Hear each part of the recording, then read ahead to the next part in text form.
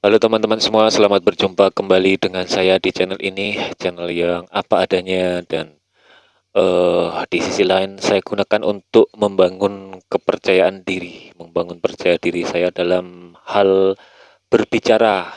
Makanya teman-teman bisa melihat proses saya belajar berbicara pada teman-teman dari konten-konten sebelumnya, pastinya menemukan ya peningkatan ya. Sebelum ini saya adalah salah satu manusia yang kesulitan berbicara, apalagi dengan orang lain, apalagi di kondisi di depan umum, apalagi di depan kamera. Tapi akhir-akhir ini dengan adanya channel ini, maka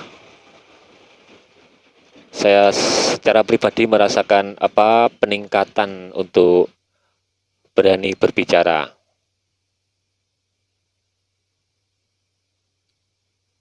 Di samping belajar berbicara, saya juga sekarang sedang belajar membaca.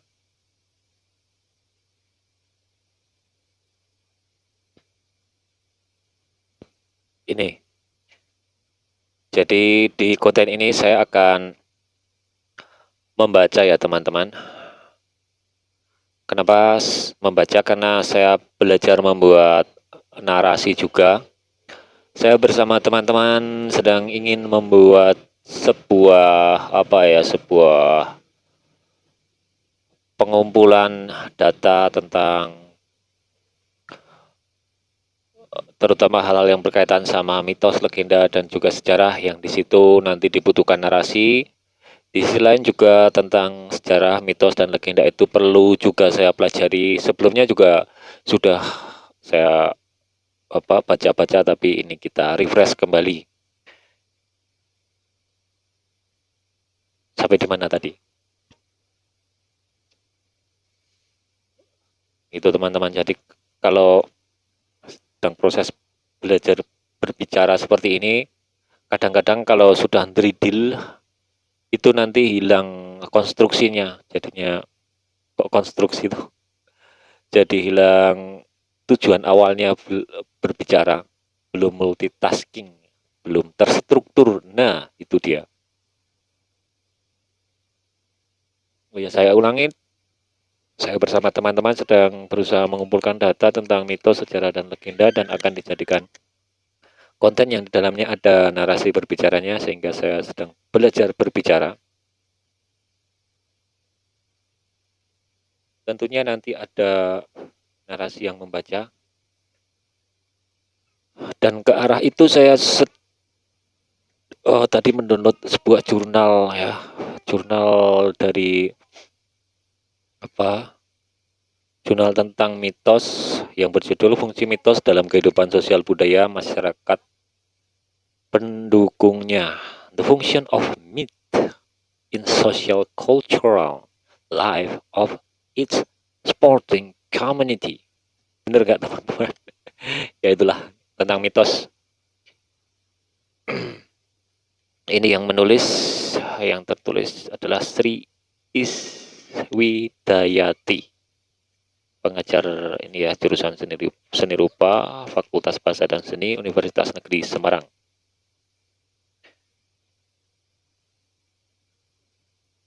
Tentang mitos, kata kuncinya mitos, pesan terselubung, budaya, kreativitas berpikir.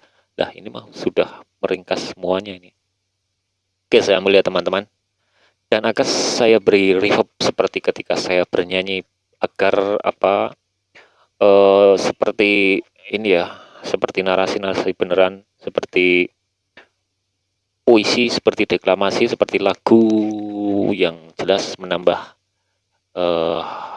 sensasi, menambah indah. Semoga saja.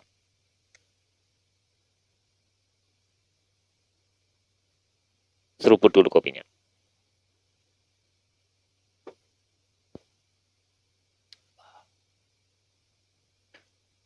Cek.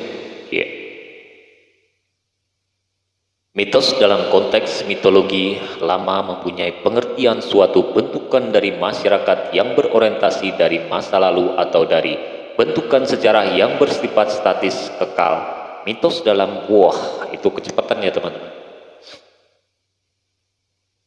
Mitos dalam konteks mitologi lama mempunyai pengertian suatu bentukan dari masyarakat yang berorientasi dari masa lalu atau dari bentukan sejarah yang bersifat statis dan kekal. Mitos dalam pengertian lama identik dengan sejarah atau historis bentukan masyarakat pada masanya. Di sisi lain, mitos menurut Roland Barthes diartikan sebagai tuturan mitologi bukan saja berbentuk tuturan oral, tetapi tuturan yang dapat berbentuk objek, konsep, atau ide yang stagnan, tetapi sebagai suatu modus signifikasi. Jadi apa artinya?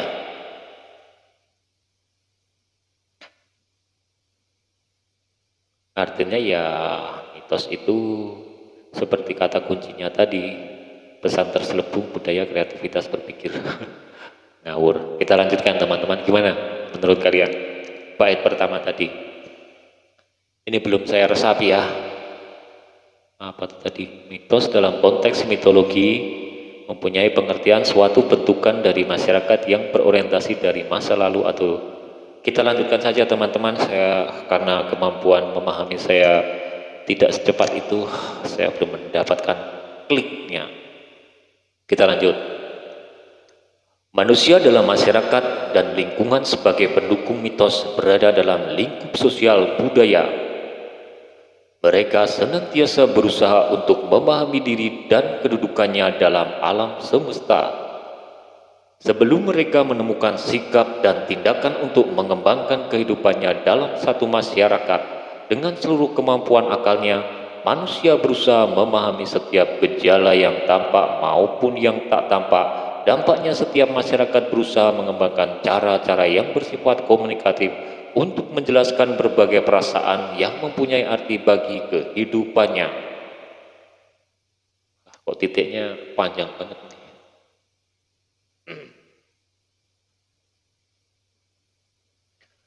Kendatipun manusia sebagai makhluk yang mampu menggunakan akal dan mempunyai derajat yang lebih tinggi daripada makhluk lainnya, namun ia tidak mampu menjelaskan semua fenomena yang ada di sekitarnya.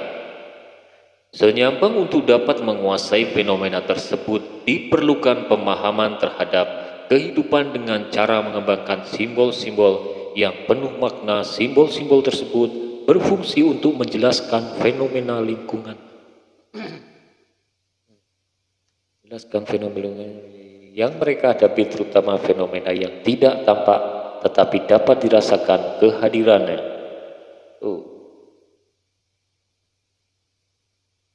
Secara kasat mata manusia melambangkan legenda dongeng-dongeng suci yang dimitoskan untuk memberikan penjelasan terhadap fenomena yang tidak tampak.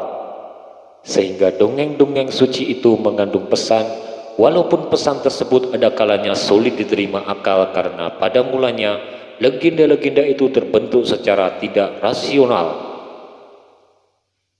Di sisi lain, masyarakat mempercayai isi atau menerima pesan yang terkandung dalam mitos dengan tanpa mempertanyakan secara kritis. Mitos dalam budaya. Seperti yang telah dibicarakan di atas bahwa manusia dalam menjelaskan kenyataan yang tidak tampak cenderung mengacu pada kebudayaan sebagai seperangkat simbol yang dapat memperjelas fenomena lingkungan yang dihadapi, seperti layaknya manusia senantiasa berusaha. Ini ya, bahasa-bahasa akademis muter-muter. Atau karena keterbatasanku lemot apa ya teman-teman, korek nanti tuh si kawan apa lagi main sama Pi.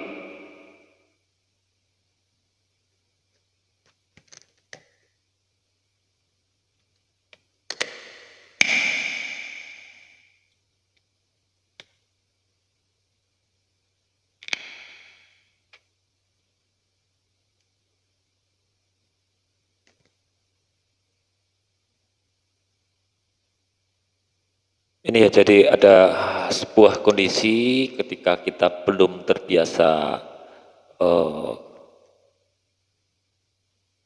berbicara,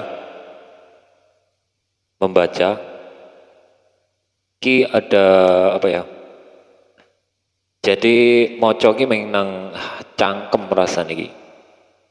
Nggak bisa tahu arti maksudnya, beda sama yang kalau kita mendengarkan. Fenomena apa ini teman-teman?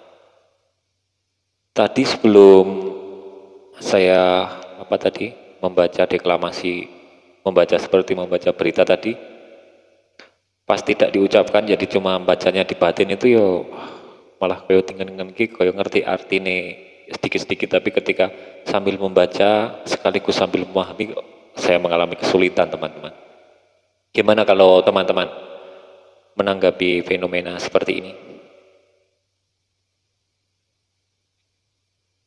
Tidak peduli ya teman-teman? Atau tidak seperti itu tapi teman-teman lebih bisa wening?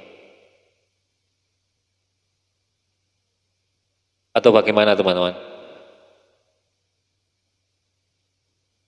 Krik, krik, krik. Ya wis, ini saja ya teman-teman. Sebuah apa candaan dari saya atau hiburan dari saya hari ini tentang aktivitas seorang laki-laki yang sedang ngopi dan berusaha membagikannya pada teman-teman, apapun itu isinya. Kalau misalnya menghibur ya syukur, kalau bermanfaat ya diambil, kalau tidak ada apa-apanya ya abaikan. Pokoknya seperti itu ya teman-teman. Kita akan bertemu lagi di konten selanjutnya. Jangan lupa di subscribe untuk menunggu kejutan-kejutan yang semoga bisa bermanfaat bagi teman-teman. Selamat melanjutkan aktivitas dan bye-bye.